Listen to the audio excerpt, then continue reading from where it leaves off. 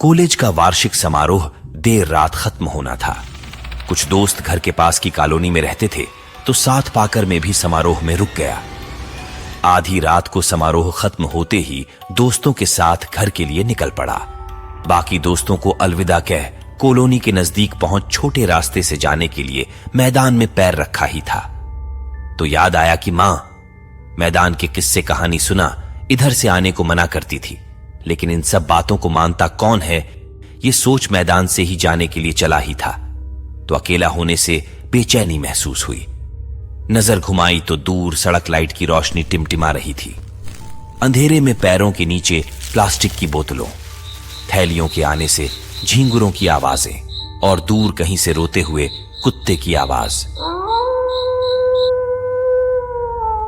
आगे बढ़ने पर लगा मां ठीक ही बोलती थी, ये रास्ता ठीक नहीं है। अब तो मन ही मन हनुमान चालीसा बोलता हुआ तेज कदमों से चलने लगा कि अचानक पीछे से आवाज आई, पवन बेटा रुको, मैं भी साथ चलता हूं। अरे यह तो चोपड़ा अंकल है, जो कुछ दिनों से घर से लापता थे। वह तुरंत पलटा, बोलने ही वाला था कि देखा दूर दूर तक कोई नहीं था। डर के मारे हालत खराब, माथे पर पसीने की तरावट, चेहरा सफेद, दिमाग सुन्न, शरीर पसीने से तरबतर और डर से दिल अपनी दूनी रफ्तार से धड़क रहा था। फिर तो जैसे तैसे भागते भगाते घर पहुंचा तो पिताजी और मां घर से निकलते हुए बोले, सुनो पवन, पुलिस को चोपड़ा जी की लाश नाले में पड़ी मिली है, हम आज रात उनके घर रुकेंगे। अंदर पहुंचकर देखा छोटी बहन सहमी हुई थी, पर अपने दिल की बात दिल में ही रख ध्यान ही नहीं रहा, कब आंख लग गई। सुबह पापा ने बताया कि चोपड़ा जी को कुछ बदमाशों ने चाकुओं से गोदकर मार डाला। मैं चुपचाप बैठा सुनता रहा और कॉलेज के लिए निकल गया। कॉलेज में सारा दिन दिमाग में मैदान में हुई घटना और चोपड़ा अंकल की बातें घूमती रही, पर किसी को भी बताने की हिम्मत ही नहीं हुई और शाम को जल्दी ही घर के लिए निकल गया।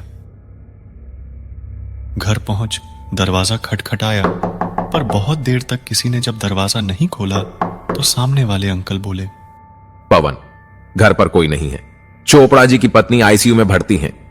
अरे आंटी को क्या हुआ? लो यह चाबी लो। ज्यादा तो नहीं बताया तुम्हारे पापा ने, बता रहे थे कि उनकी पत्नी सदमे में है, उनको चोपड़ा जी की आवाजें सुनाई देती हैं। घर के अंदर पहुंच डर पर काबू पाने के लिए टीवी चालू कर दिया। तकरीबन 2-3 घंटे बाद दरवाजे पर खटखटाने की आवाज सुनी तो चौंक गया और आवाज देकर पूछा तो छोटी बहन हॉस्पिटल से वापस आई थी। खाना खाते हुए आंटी के साथ हुई घटना के बारे में बता रही थी, पर तब भी हिम्मत नहीं हुई कि बहन को अपने साथ हुए किस्से को बता सकूं। तभी बहन बोली, भैया क्यों ना आज यहीं बाहर वाले कमरे में सो जाते हैं प्लीज, मुझे तो आंटी की हालत देख बहुत डर लग रहा है। मैंने सहमति में सिर हिलाया तो बहन सोफे पर सो गई और मैं भी पास पड़े सोफे पर लेट गया। अचानक रात को खटखट की आवाज सुनकर मेरी आंख खुली। बहन को जगाने के लिए जैसे ही लाइट जलाई और पलटा तो देखा बहन की जगह चोपड़ा अंकल सोफे पर लेटे हुए हैं। मेरी तो जुबान हलक में ही अटक गई।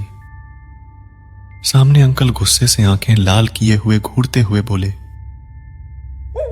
क्यों, क्या हुआ?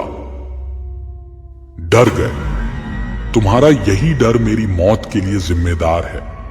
कल तुमने अगर अपने डर पर काबू पाकर थोड़ा पीछे आकर देख लिया होता तो शायद आज मैं जिंदा होता, क्योंकि तुम्हारे जाते ही कुछ बदमाशों ने मुझे लूट लिया और चाकू से मार दिया।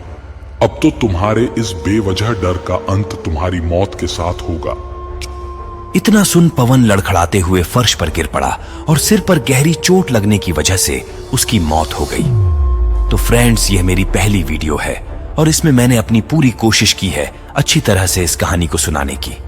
चैनल पर आपको और बेहतरीन वीडियो देखने को मिलने वाली है, तो चैनल को अभी सब्सक्राइब कर ले और इस वीडियो को लाइक करके थोड़ा सपोर्ट जरूर करें।